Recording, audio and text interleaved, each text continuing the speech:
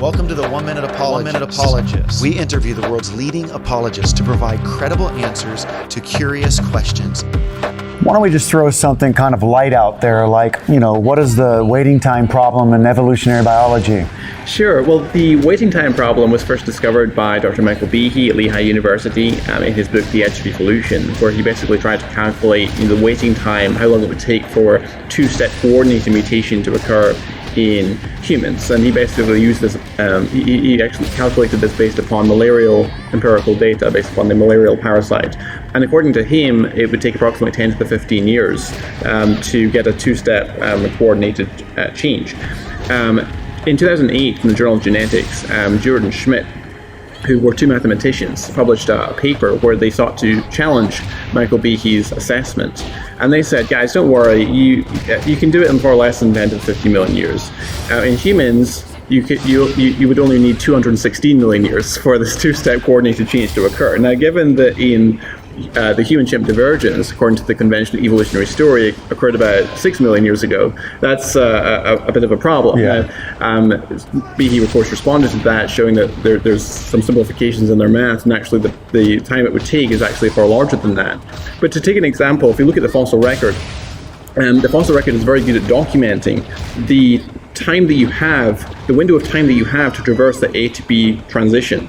So, for example, one of the flagship examples of evolutionary change is the evolution of the whale from terrestrial land-dwelling mammals.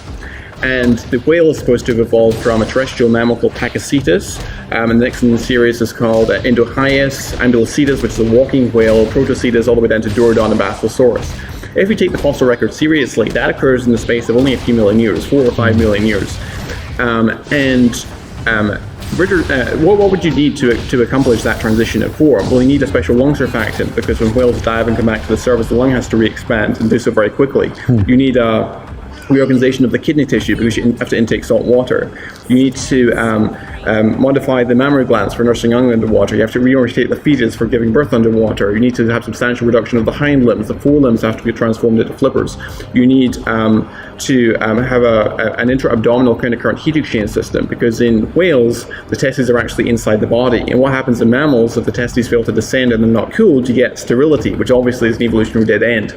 And so you have to actually cool down the gland, which is done in a manner akin to a modern refrigeration system by shunning cooled blood from the tail flukes to a nexus of arteries and veins that dissipates the heat from the gland, so that the testes remain below core body temperature.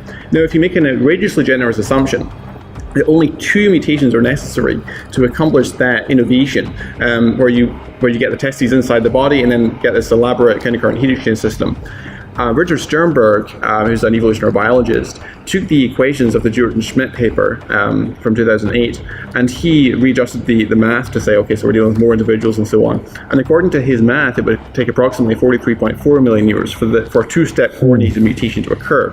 Given that you have 4 or 5 million years for the entire transition, it just doesn't add up. And so there's a huge mathematical hurdle that evolution has to circumvent. About 40 million years, huh?